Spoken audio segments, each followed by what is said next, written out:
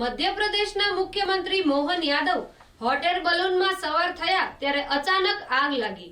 મંદસૌરના ગાંધીસાગર forest રિટ્રીટમાં બનેલી આ ઘટનામાં સદભાગ્યે મોટી દુર્ઘટના ટળી. સવારે સીએમ યાદવ હોટ એર બલૂનમાં બેઠા હતા, પરંતુ પવનની ગતિ 20 કિલોમીટર પ્રતિ કલાકથી વધુ હોવાથી બલૂન ઉડી શક્યું નહીં. આ દરમિયાન હવા ભરતા સમયે બલૂનના તળિયે આગ લાગી ગઈ. સુરક્ષા કર્મચારીઓએ તરત ટ્રોલી પકડી લીધી અને નિષ્ણાંતોએ આગ બુઝાવી દીધી.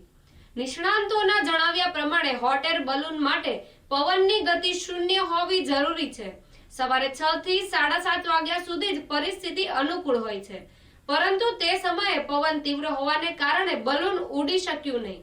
મુખ્યમંત્રી મોહન યાદવે આ ઘટના બાદ જણાવ્યું કે ગાંધીસાગર પ્રવાસીઓ માટે સ્વર્ગ સમાન છે.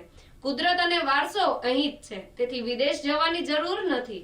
સદભાગ્યે સીએમ સુરક્ષિત છે અને મોટી દુર્ઘટના ટળી છે.